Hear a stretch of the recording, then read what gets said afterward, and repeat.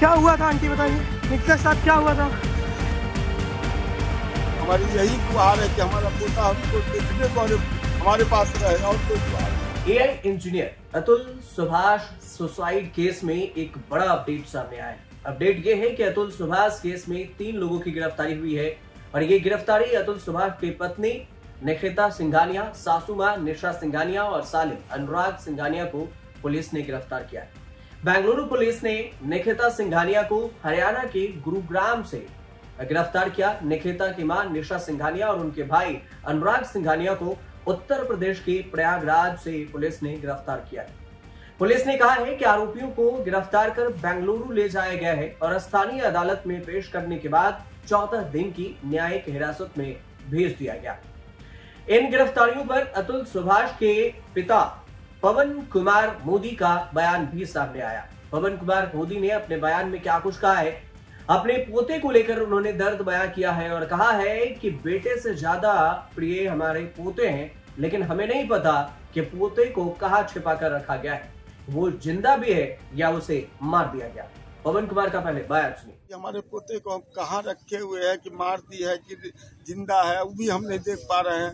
हमारी यही गुहार है कि हमारा पोता हमको देखने को हमारे पास रहे और कोई गुहार नहीं। जो आपने न्याय की जो मांग की थी उसमें आपको कुछ सफलता मिली है? मिली है न्याय की मांग। बहुत बड़ा धन्यवाद है पुलिस वालों को, हमारी कानून व्यवस्था को हम धन्यवाद देते हैं जो कम से कम मेरी गुहार उन लोग सुन करके और इतना बड़ा हमको राहत दिए हैं। ये बहुत बड़ी राहत की बात है, कम से कम उन लोग गिरफ्तार तो है। अच्छा, आपने जो कमिटमेंट किया था कि जब तक न्याय नहीं मिलेगा अस्थि कलश का विसर्जन नहीं करेंगे, एकदम हम अस्थि कलश लेके आए, जबकि हिंदू में हमारे यहाँ ऐसा होता नहीं है। अच्छा और हम पूजा पाठ करने वाले लोग हैं। हाँ। लेकिन तब भी हम लेके आए हैं। न्याय नहीं मिलेगा तो अंतिम यही मेरे पास विकल्प है और दूसरा कोई विकल्प। आपको बता दें कि 2 दिन पहले ही बेंगलुरु पुलिस उत्तर प्रदेश के जौनपुर पहुंची और जौनपुर में 4 सदस्यीय टीम बेंगलुरु की थी, जिसमें एक महिला भी थी। यूपी के जौनपुर पहुंची और जौनपुर में खोया मंडी इलाके में अतुल के ससुराल के घर ताला लटका मिला और वहां पर पुलिस ने चस्पा कर दिया एक नोटिस। इसके बाद पुलिस ने घर पर नोटिस चस्पा कर यह भी कहा कि 3 दिन के भीतर पुलिस के सामने आपको बयान देना होगा। अगर बयान दर्ज नहीं करते हैं बेंगलुरु के पुलिस स्टेशन में तो फिर आपकी गिरफ्तारी हो सकती है। उसके बाद खोया मंडी में ही अतुल सुभाष की सास भी दिखाई दी, क्योंकि एक होटल में दिखा गया था कि उनके बेटे और वो मां भी थी जो घर पे ताला लटका के चली गई। उनके सास ने क्या कुछ कहा था वो बयान सुनिए। क्या हुआ था आंटी बताइए? ये निखिता के साथ क्या हुआ था?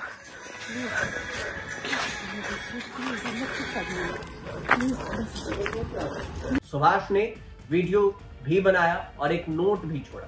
एक वीडियो और नोट में आरोप लगाया था कि उससे अलग रह रही पत्नी और ससुराल वालों ने झूठे मामलों में फंसाकर लगातार उत्पीड़न कर उन्हें आत्महत्या के लिए मजबूर किया। अतुल सुभाष के आत्महत्या के मामले की अगर बात करें तो उनकी पत्नी निखिता सिंघानिया के साथ सास निशा सिंघानिया भी आरोपी। अतुल सुभाष का घर बिहार के समस्तीपुर जिले में है तो वहीं पर ससुराल यूपी के जौनपुर में।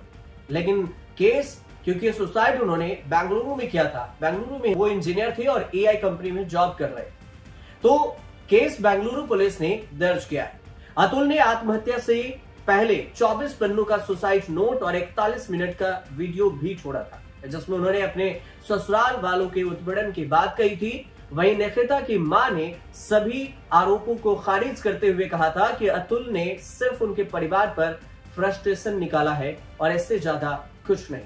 लेकिन अब अतुल सुसाइड केस में तीनों के, उनके पत्नी, सास और साले की गिरफ्तारी हुई। अतुल सुभाष की सास, पत्नी और साले।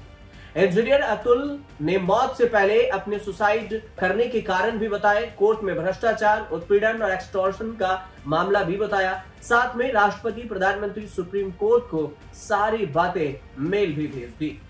अतुल सुभाष ने 23 पेज के अपने सुसाइड नोट में पत्नी और ससुराल वालों के साथ साथ जौनपुर के फैमिली कोर्ट के जज पर भी गंभीर आरोप लगाए।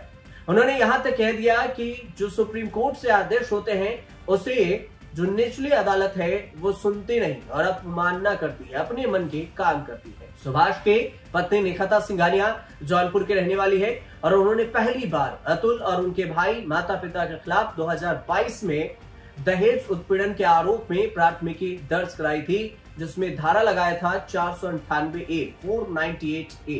जौनपुर पुलिस के मुताबिक 24 अप्रैल 2022 को निखिता ने सुभाष के खिलाफ स्थानीय कोतावली में केस दर्ज करवाया था।